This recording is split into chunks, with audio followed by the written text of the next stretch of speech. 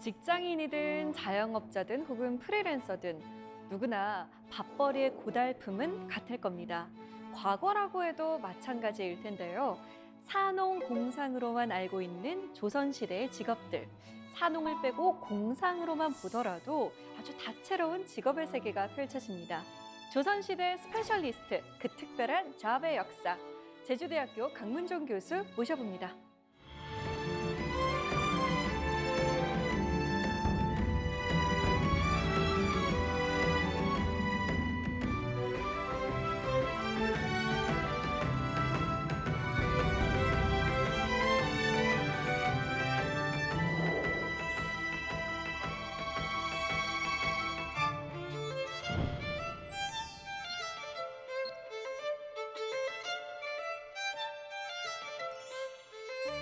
네, 반갑습니다, 교수님. 네, 안녕하세요. 반갑습니다. 네, 직업이 있다는 것, 또 일을 네. 한다는 건 네. 보람도 있지만 애환도 있는 일일 텐데요. 어떻게 조선시대의 직업에 대해서 연구하게 되셨는지 궁금해요. 그래요. 아마도 제가 역사를 전공하거나 사회사를 전공했으면 아마 이 직업에 대한 연구를 못했을 겁니다. 그런데 문학을 전공하고 고전 문학을 전공하다 보니까 전통시대 자료에 대해서 다양하게 다루고 그 속에 나타난 인간의 생활상, 기본적인 생활상 너무너무 재미있어요. 무슨 왕이 어떻게 했다, 정치적으로 무슨 사건이 있다, 뭐 이런 제도사, 정치사 이거보다 사람이 태어나서 생활하고 그리고 죽고 그리고 이제 매장하고 이런 일련의 인간의 어떤 그 사이클대로 생활하는 그 모습들이 너무나 재미있어요. 그리고 전통시대의 이러한 분야의 일들이 밝혀져 있지가 않아요. 그래서 그런 것들이 굉장히 재미있었고 네. 그다음에 평범한 사람들이 어떻게 살아가고 있고 그것이 우리의 역사 저변에 어떻게 깔려 있는지를 확인하고 싶었어요. 그래서 선택한 게 일상사고 일상사 중에서도 노동이고 노동 중에서도 직업이었던 거죠. 네, 평범한 사람들은 어떻게 살아갔는가, 이 조선시대의 직업을 통해서 우리 시대의 직업도 고민해보는 시간 가졌으면 좋겠습니다. 오늘 강연 잘 부탁드립니다. 네.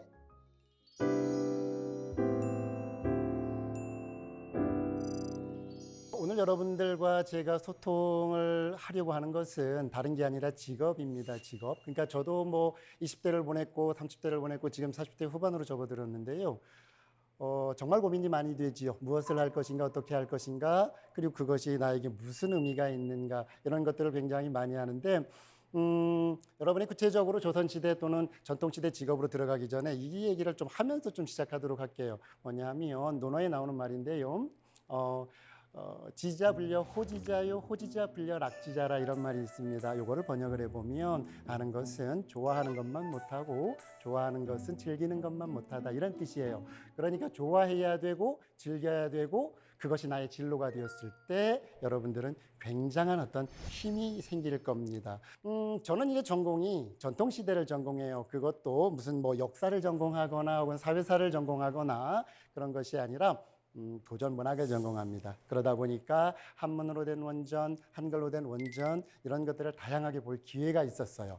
그러다가 제 눈에 탁 들어온 게 무엇이냐면 일상사였어요. 생활사. 그래서 생활사를 쭉 들어가 보다 보니까 거기에 직업이라는 게 있더라고요. 저는 놀랐습니다. 왜 그러냐면 직업이 분화가 되고 임금이 생기고 자영업이 생기고 이런 것들이 굉장히 시장에서 아주 활발하게 돌아가는 모습들을 보고 사실은 깜짝 놀랐습니다. 그래서 거기에 집중을 하기 시작을 했고요. 그런데 제가 보기 시작했던 자료가 보통 18세기 자료였는데 그러다 보니까 이것이 연원이 어떻게 되지? 하다 보니까 고려 말까지 올라가게 되고 조선시대로 내려오면서 19세기와 20세기 초까지 이렇게 내려가게 됐어요. 그래서 직업의 발생과 변화와 소멸의 과정을 공부하다 보니까 너무너무 재미있었습니다. 그것을 여러분들하고 오늘 소통을 할 거예요.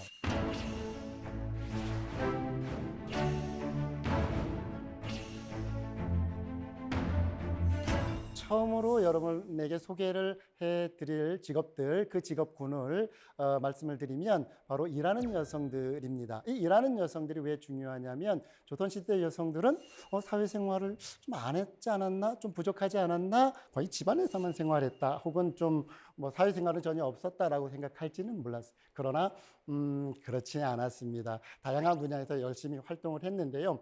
물론 대부분 다 자영업이었죠. 왜냐하면 어떤 직장이라고 하는 무엇이 딱 있었던 건 아니었기 때문에 그렇습니다. 프리랜서, 지금의 개념으로 말하면 프리랜서라든가 채소 장사와 같은 자영업이 주를 이루었지요.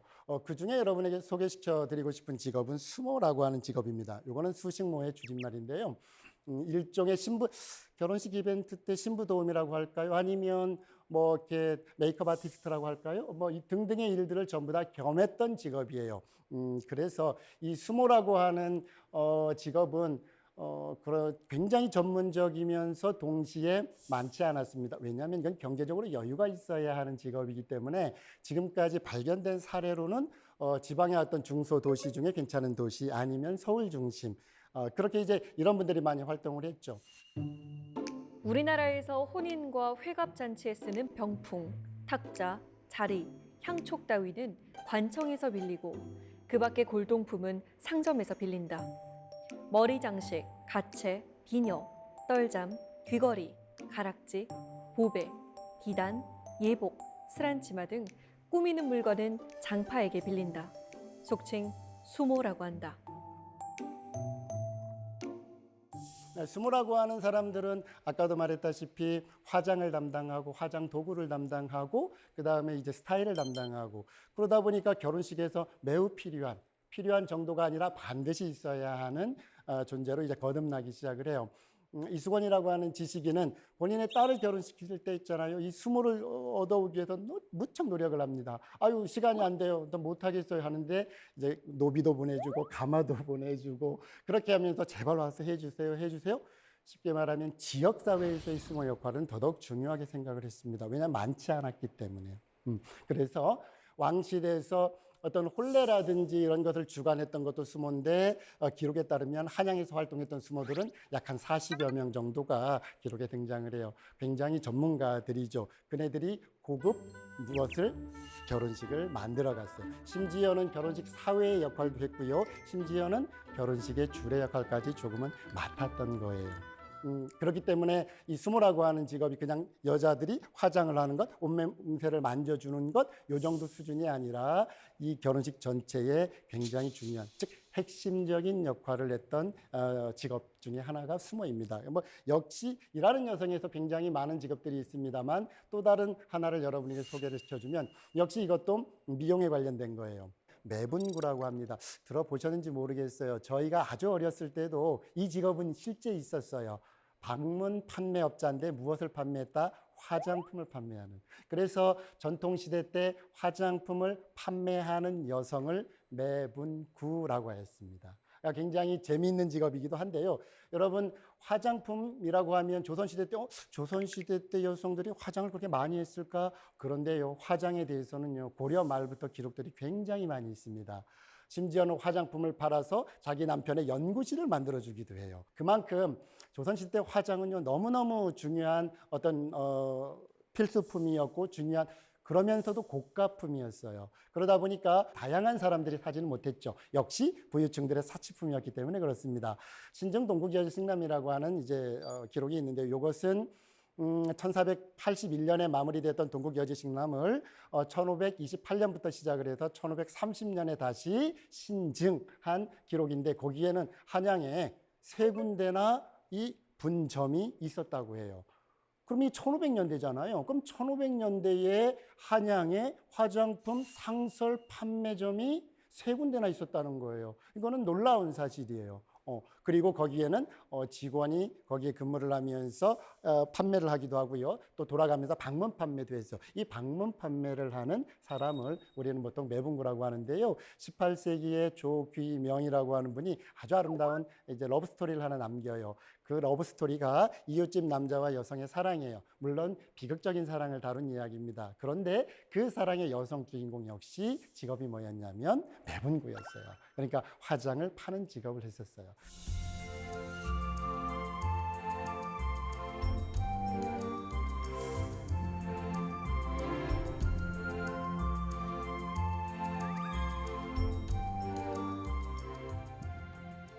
일하는 여성들에 이어 극한 직업인데요.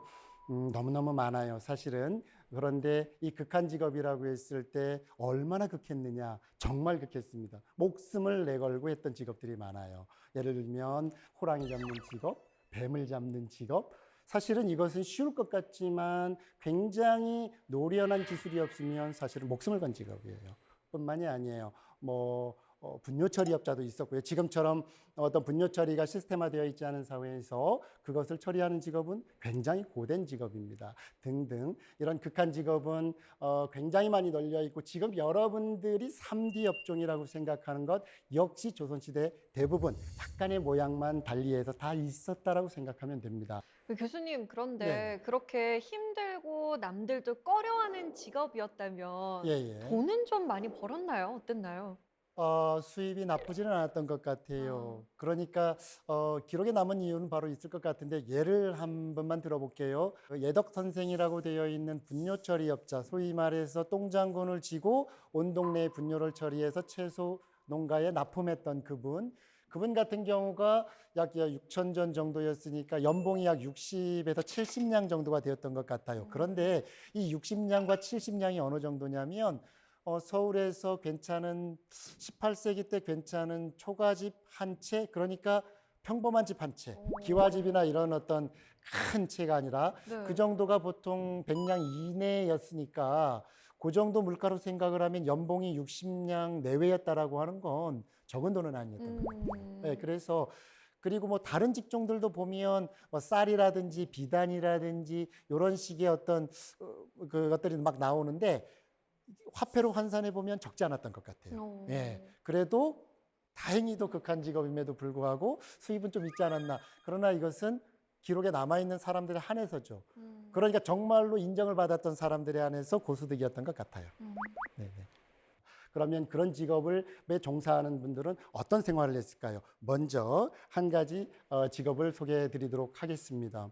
영화에서도 가끔 언급되는 직업이긴 해요. 굉장히 무력이 강하고 건장하고 멋있는 남성들이라고 우리가 이미지화할 수 있는 직업인데요. 착호갑사라고 하는 직업입니다. 착 잡을 착이죠. 호랑이죠. 그러니까 호랑이를 잡는 직업입니다. 놀랍게도 이것은요, 직업 이전에 군대에서 편제로 존재했던 직업입니다. 그러니까 특공대지요. 일종의 분대 형태로 운영되었고, 이거는 조선시대 법전에도 올라가 있어요. 경국대전, 여러분 잘 아실 겁니다. 경국대전에 군대를 조직함에 있어서 약 440명 정도의 착호갑사를 이제 규정까지 해놓았어요. 이게 법전에 올라갈 만큼 중요한 이유는 있습니다. 그건 왜 그러냐면, 조선은 산으로 이루어진 나라죠.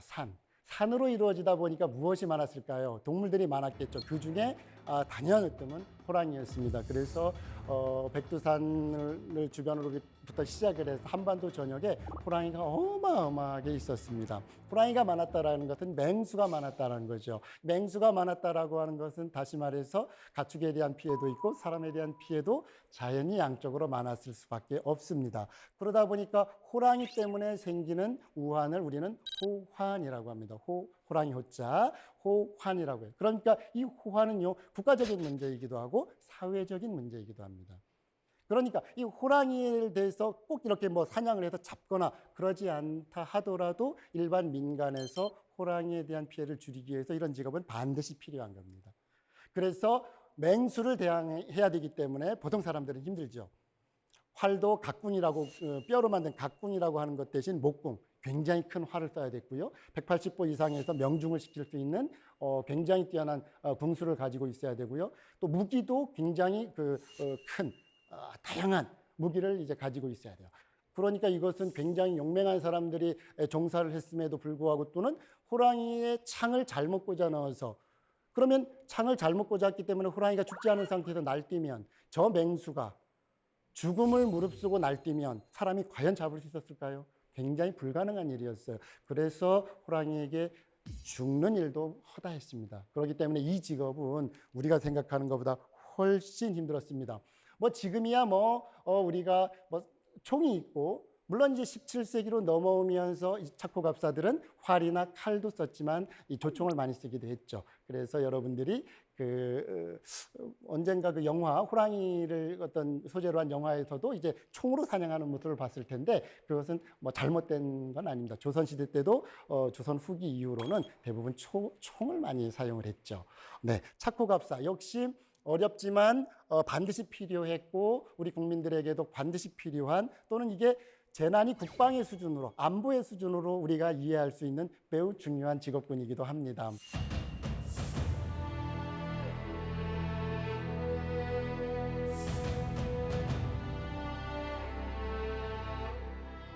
극한 직업을 지나서 다음에는 이제 예술이 어떻게 상품화되어 가는가.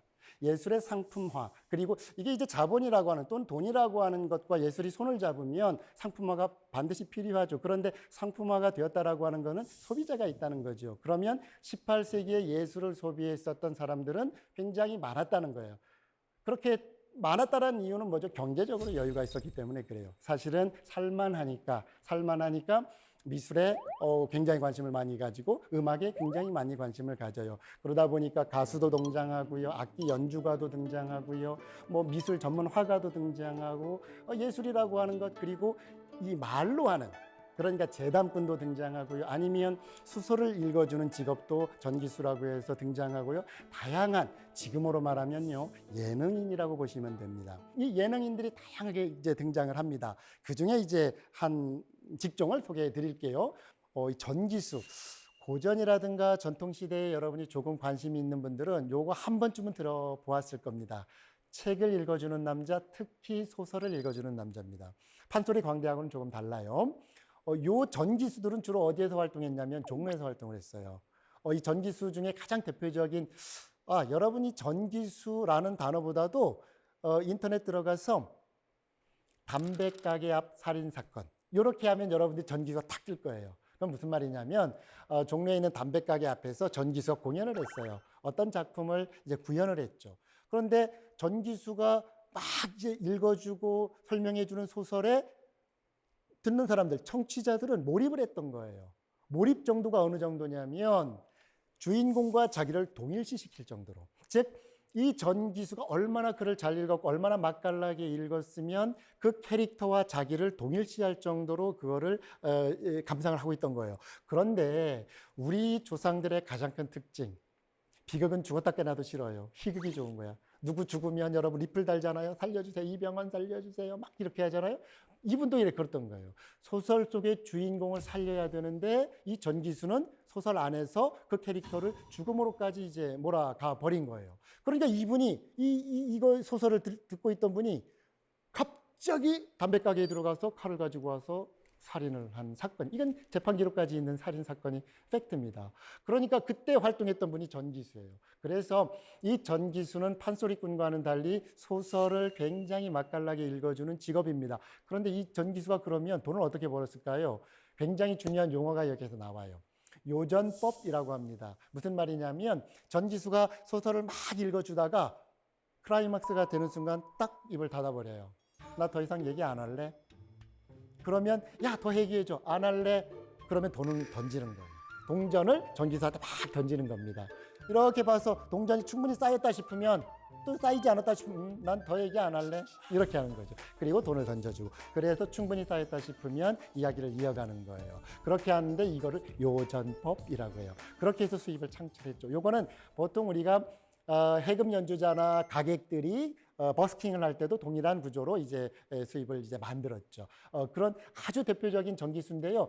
근데 여러분들 이 전기수는 굉장히 문화사적 의미가 있어요. 왜 제가 이거를 여러분에게 소개를 시켜드리냐면 여러분 조선시대 때요, 일제강점기 때요, 여러분 총독부에서 문맹률을 조사했어요. 한반도에서. 문맹률이 90% 이상이에요. 쉽게 말하면 한글 이상을 해독할 수 있는 사람이요 인구의 10% 정도밖에 안 됐던 거죠. 그런데 소설은 문자로 읽는 독서물이잖아요. 그런데 이 전기수라고 하는 이 직종은 구전 유통을 했습니다. 쉽게 말하면 문자를 해독하지 못하는 사람도 무엇을 향유했다? 소설 작품을 향유했다는 거죠.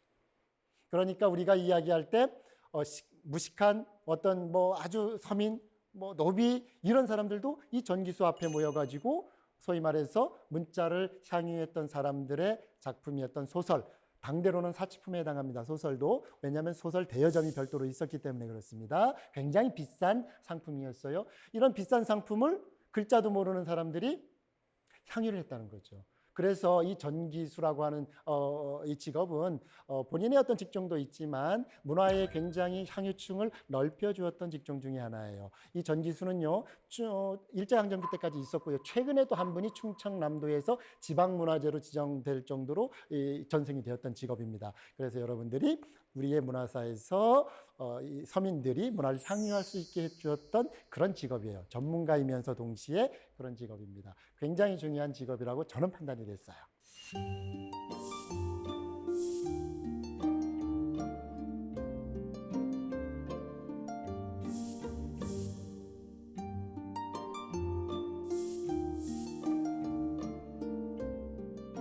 이제 불법과 합법 사이라고 명명을 해보았어요. 이것을 우리가 직업으로 봐야 될까요? 라고 이제 질문을 많이 합니다. 그런데 한문 원전에서 어떤 부분을 보았냐면 위업하였다라고 합니다. 그러니까 이것으로서 업을 삼았다라고 하지요. 그러니까 이거의 전문가다 또는 이것만을 하면서 생계를 이것이 중심이 되었다. 나의 생계 활동에 이런 것들을 고르다 보니까 굉장히 많이 나와요. 이런 불법과 합법 사이를 오가는 것들.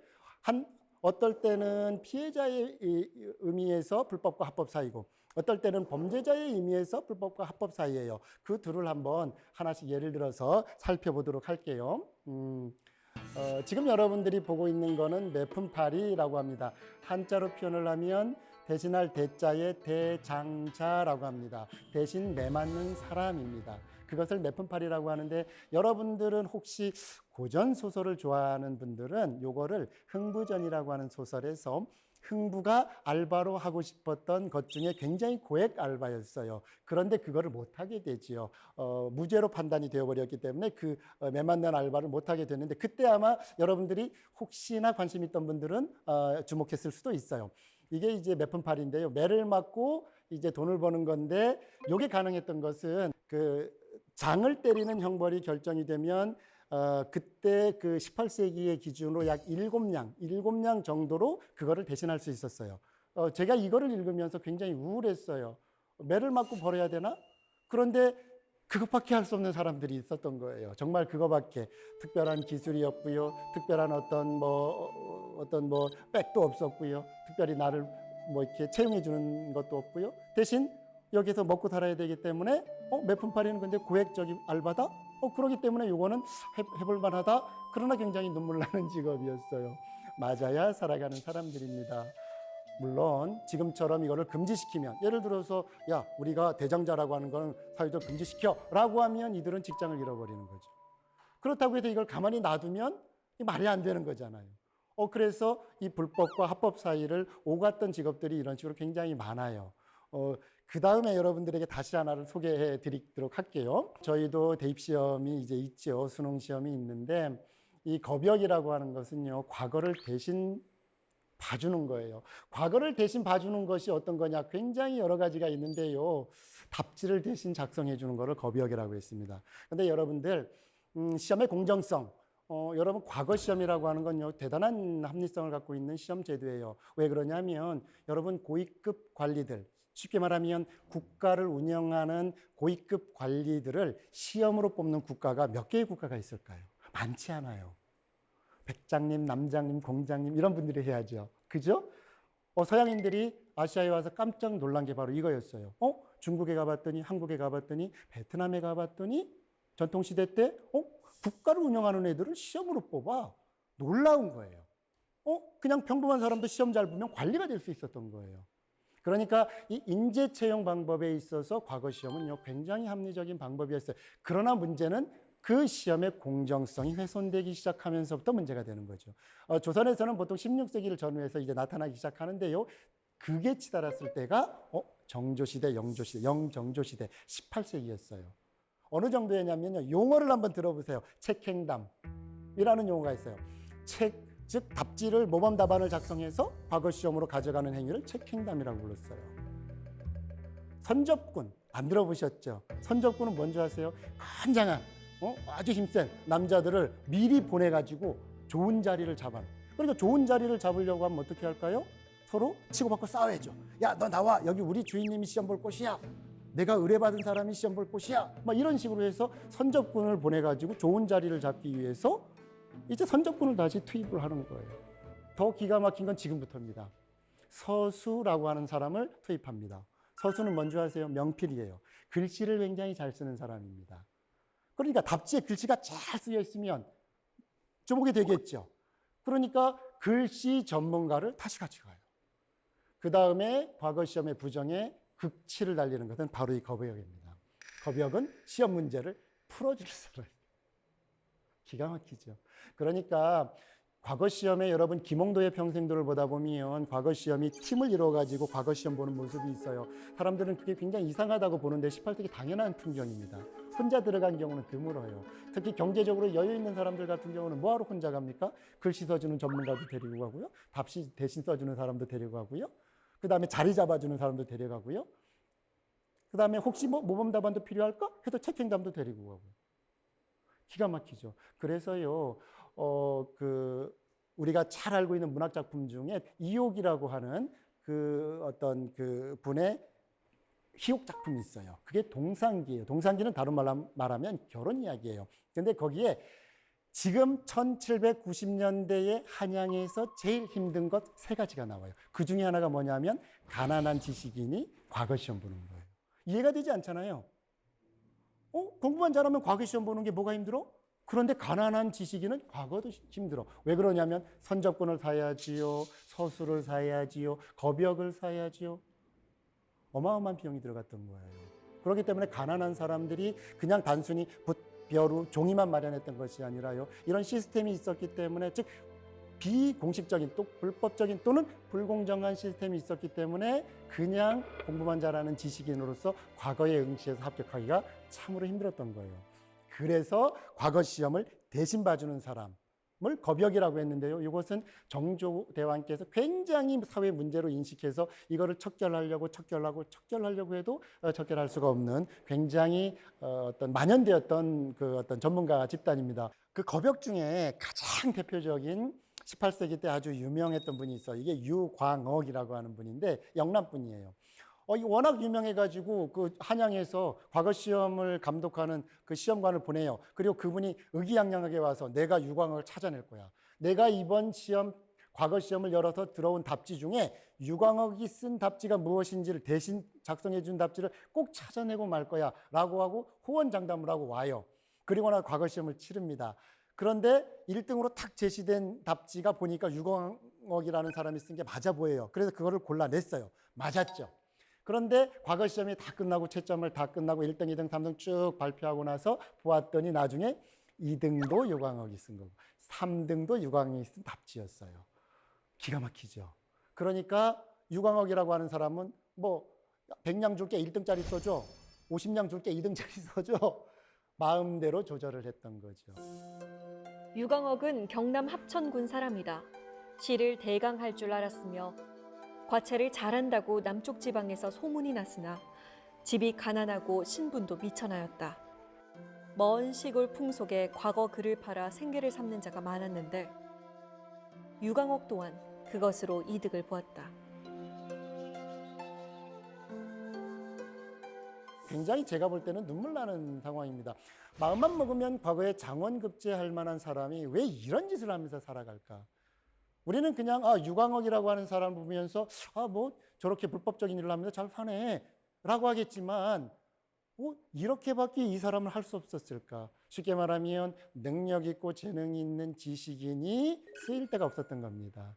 그런 사람들이 결국은 이런 직업을 선택할 수밖에 없었죠. 그래서 그것이 드러나서 이 사람이 한양으로 이제 이송이 될 위기에 처합니다. 어떤 죄명으로? 과적이라고 하는 죄명으로. 과거의 도적적자, 과거 시험을 도적질했다라고 하는 죄명으로. 그래서 그걸 알죠. 나는 과거 시험을 도적질한 사람이라는 것을 알기 때문에 결국 이 유광옥이라고 하는 사람은 한양으로 이송되기 직전에 자결을 선택합니다. 굉장히 눈물 나는 거죠. 그러니까 한번 생각을 해보세요. 지식인이에요. 어디에 가도 나는 부족하지 않아. 누가 경쟁을 해도 나는 뒤처지지 않아. 그러나 18세기라고 하는 이 사회적 현상이 이런 지식인들로 하여금 이 지식, 이 능력을 쓸 수 있게 장을 마련해 주지 못했다라고 하는 이런 진짜 안타까운 현실이죠. 그래서 유광옥이라고 하는 이 겁역을 보면서 우리는 정말 이 안타깝다라고 말할 수밖에 없는 거예요. 근데 교수님, 저 때도 네. 개천에서 용나기는 좀 네네. 어려운 구조였던 것 같아요. 아, 과거 그렇군요. 제도가 어. 잘 정비되어서 유광옥 같은 사람이 예, 예. 급제했더라면 예, 예. 시대의 인재가 되지 않았을까요? 그렇게 그 글을 남긴 작가도 이제 그런 의도로 쓴 겁니다. 이옥이라고 하는 음. 분도. 사실은 과거제도, 그러니까 국가가 고위공직자 또는 공직자를 채용하는 시험이 부정으로 간다. 이거는 국가가 망하는 것 같아요. 왜냐하면 그게 18세기 때 징조가 보이지 않았나 싶은데요. 실예로 그 정조 24년에 서울에서 이틀 동안 과거에 응시한 분이 21만 명이었어요. 그러니까 이거는요, 천만 수도에서 21만 명도 어마어마한 거지만 네. 당시 서울, 즉 한양의 인구가 30에서 40만 정도로 추정이 와. 되거든요. 그러면 인구 절반이 이틀 동안 과거 시험을 봤다는 거예요. 기가 막힌 일이죠. 네. 그리고 이틀 동안 수거된 답지가 무려 7만 장이 넘어요. 그러면 생각을 한번 우리가 해볼 필요가 있어요. 7만 장이 넘는 답지를 채점을 가능했을까?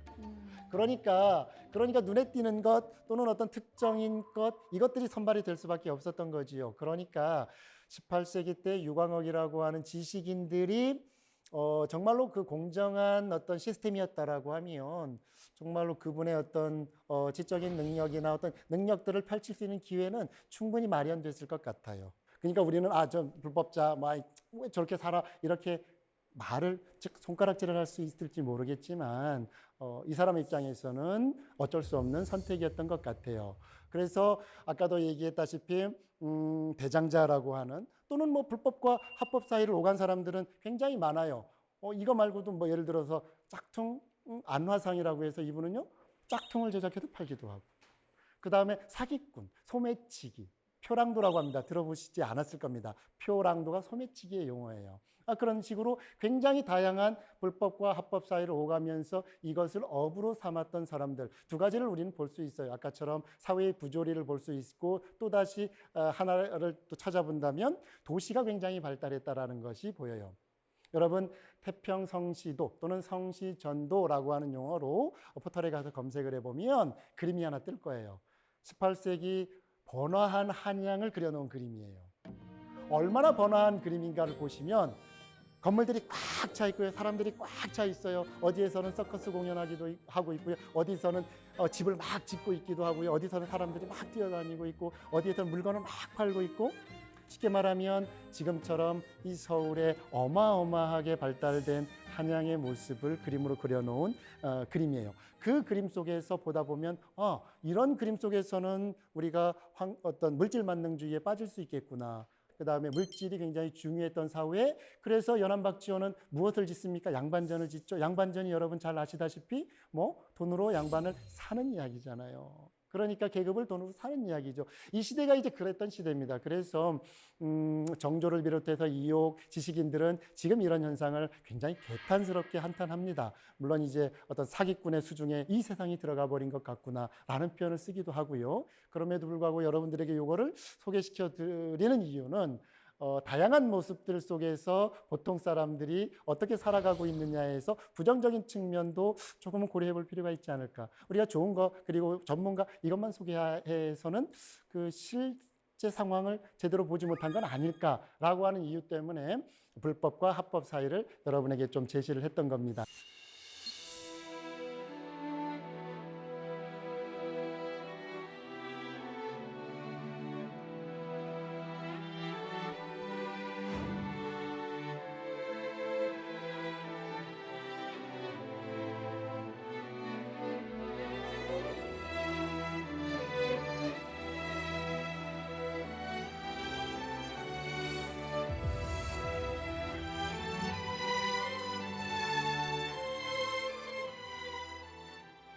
그 다음에 여러분들과 이제 한번 소통해 보고 싶은 것은 산업공상이라고 하는데요. 역시 이게 상업에 관련된 저기 다음 이렇게 강조로 상을 강조했잖아요. 산업공상 중에 상 이런 뜻입니다. 그래서 이 부분에 대해서는 제가 한 직업을 좀 소개해 드릴게요. 집주름입니다. 이 집주름이 뭐냐면 조선시대 부동산 중개업자입니다.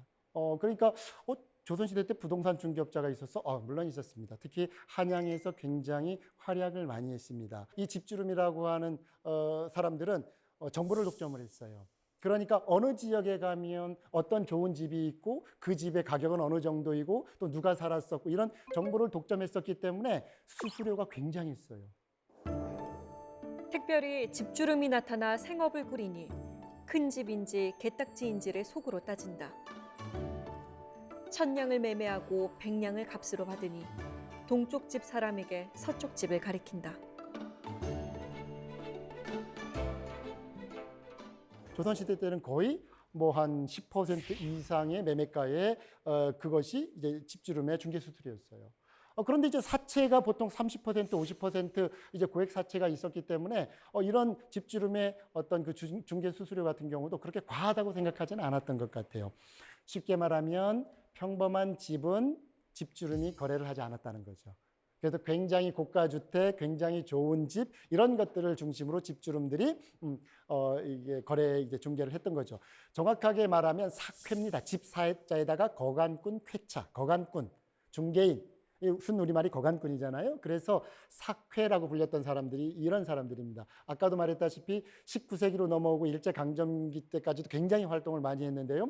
일제강점기 때 들어오면 이제 수백 명이 한양에서 활동을 합니다. 즉 서울에서 활동할 정도예요. 그래서 한양에서 여러분이 부동산 중개를 할 때 어떻게 했을까? 요거를 여러분에게 지금 소개해 드린 것은 시국이잖아요.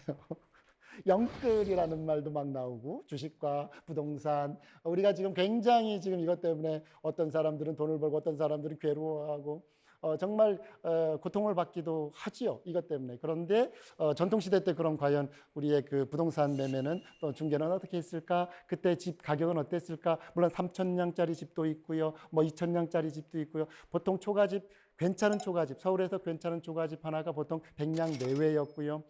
소위 말해서 지금이면 강남인데 예전에는 강남이 아니라 강북이었죠. 지금 북촌. 북촌 그 경계가 기준이 뭐냐면 청계천이에요. 청계천 남과 청계천 북. 청계천 북은 좀 부유층들, 기득권층들이 많이 살았고요. 약간 좀 그렇지 못한 층은 남에 살았죠. 청계천 남쪽에 살았죠. 그렇게 해서 청계천 북쪽에 있는 고가들의 주택들 이런 것들이 주로 이제 거래 대상으로 18세기까지는 많이 활용을 했습니다. 요즘도 집은 사실 굉장히 중요하잖아요. 막 네. 영끌을 한다 이런 얘기가 나올 만큼. 그렇죠. 그럼 그때도 집주름들에게 좀 잘 보여서 정보도 좀 얻고 이러려고 사람들이 굉장히 노력했을 것 같아요.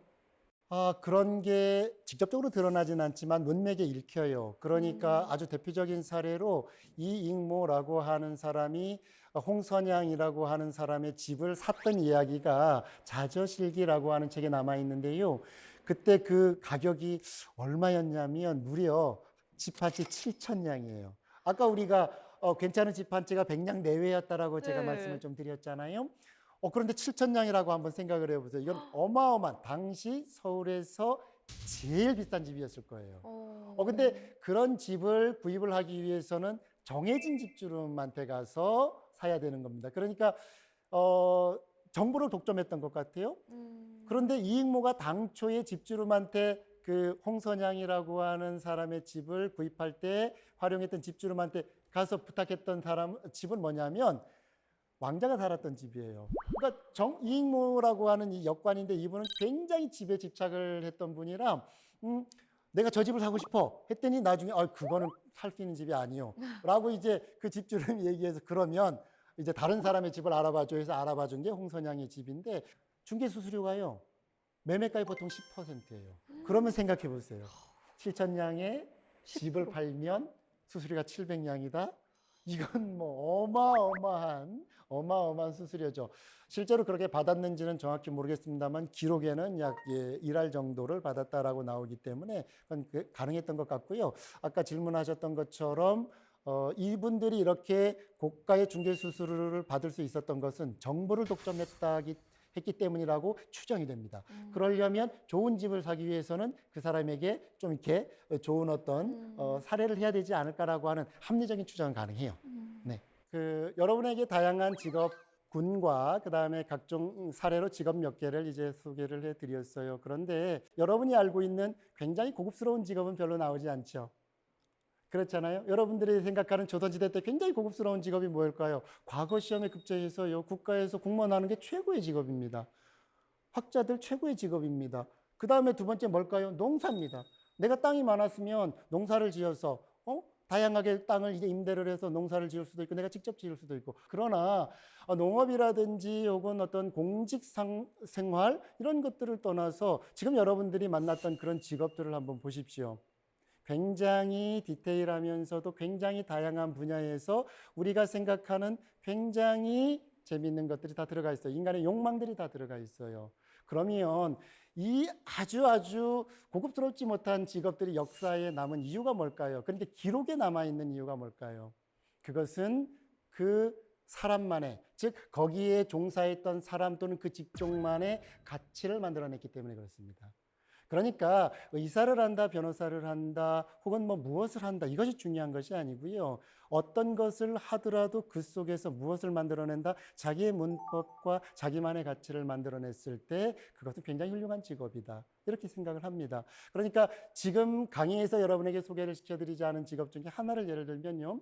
분뇨처리업자, 똥장군입니다. 똥장군을 등에 지고 가축의 배설물, 인간의 배설물을 처리하는 직업이에요. 그런 직업입니다. 동네마다 돌아다니면서 배설물들을 쫙 수거해서 그 서울 근교에서 하는 채소 농가에 그걸 공급하고서 돈을 벌었단 말이죠. 그런데 연안박지원은 그분을 뭐라고 명명한지 아시겠습니까? 예덕 선생이라고 칭합니다. 그 예자는 더러울 예자예요. 근데 덕덕자예요. 굉장히 험한 일을 하고 있고 굉장히 지저분한 일을 하고 있지만 그가 갖고 있는 덕을 한번 보아라. 내가 예덕 선생하고 어울리니까 제자들이 막 비판을 해요. 아우 저분하고 어울리지 마세요. 뭐 저분하고 어울리는데 니들이 모른다.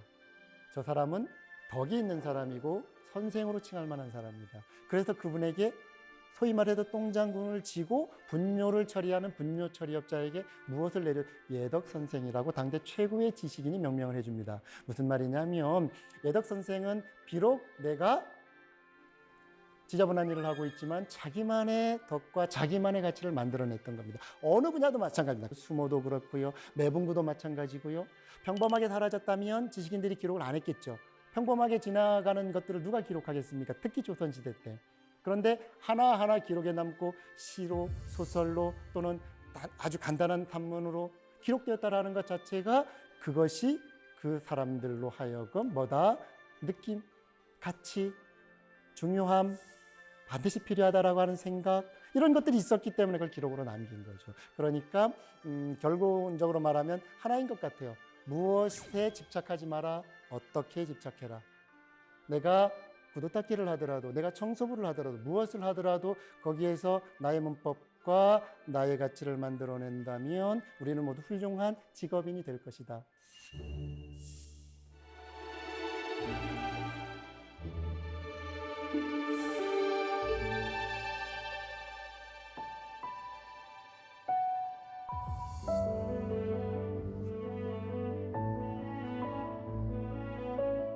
오늘 여러분들과 다양한 직업군과 직업을 가지고 소통을 했는데요. 조금 아쉽지만 오늘 강연은 여기서 마무리하도록 할게요.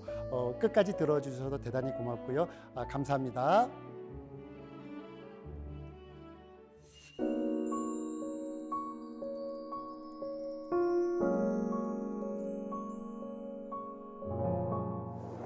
네, 교수님 강연 잘 들었습니다. 예, 그래요. 예. 조선시대도 지금과 별반 다르지 않구나. 이 밥벌이의 짠함이 느껴졌어요. 맞습니다. 평범한 사람들, 우리는 조선시대를 생각하면 과거 시험 보고 공무원 생활하면서 나중에 나이가 들어서 고향으로 은퇴해서 편안하게 사는 것, 네. 이것만 생각을 하겠지만 지금과 같은 다양한 분야에서 다양하게 그리고 힘들게 그러나 보람 있게 그렇게 살아가는 수많은 사람들이 있었죠. 그분들이 역사를 밑에서 받쳐줬기 때문에 지금 우리가 이 세상에 있는 거죠. 네, 맞습니다. 오늘 사색의 공동체 여러분도 미리 질문을 보내주셨는데요. 한번 함께 볼게요. 먼저 이주현님의 질문입니다. 만약 교수님이 조선시대에 태어났다면 어떤 직업을 선택하고 싶으신가요? 그렇군요. 네. 저에게 화살을 날리셨군요. 저는 물론 다양한 것을 하고 싶습니다만 오늘 강연에서는 다루지 않았습니다만 오작인이라고 하는 직업이 있어요. 이건 뭐냐면 검시관입니다. 검시관. 시신을 이제 해부하는 거죠. 살인 사건이 발생했을 때 그 시신을 검시해서 어떻게 돌아가셨는지 죽음에 대한 원인을 풀어내는 작업이죠. 네. 제가 왜 이거를 하고 싶냐라고 하면 이것이 뭐 의학이다, 뭐 사회적 지위 또는 어떤 경제적 이런 것이 아니라요.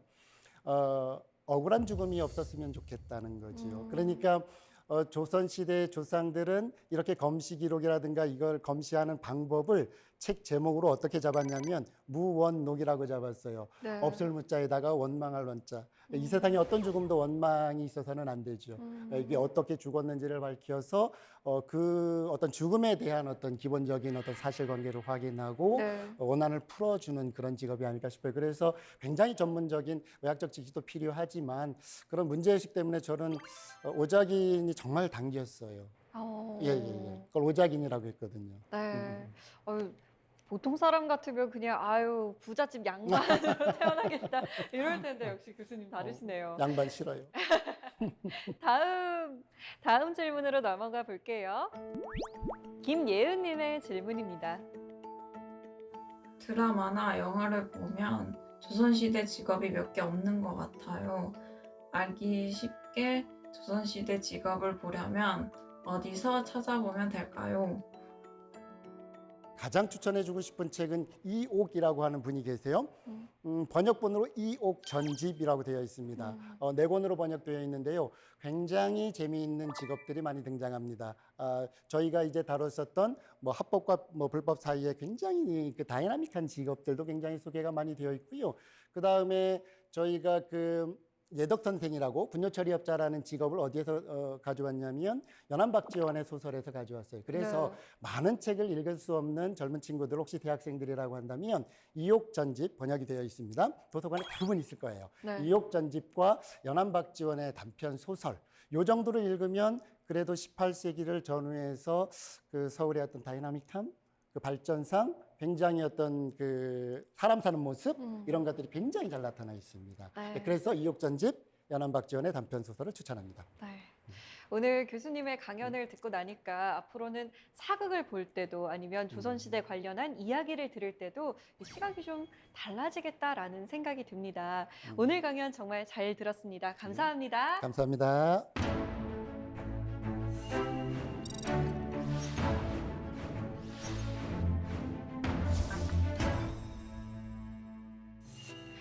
게으름뱅이들의 단골 레퍼토리가 있습니다. 오늘은 시간이 없어. 오늘까지만 쉬고 내일 할 거야. 인생 뭐 있어? 나는 하고 싶은 건 안 하고 싶어. 나 원래 천성이 게을러. 이거 집안 내력이야. 오늘 일을 내일로 미루는 사람들을 보면 한결같이 내일에 대한 환상을 갖고 있다고 합니다. 지금 미룬다고 해서 누구에게 해가 되는 것도 아니고 미루면 더 잘할 것이라는 희망을 품기도 하고요.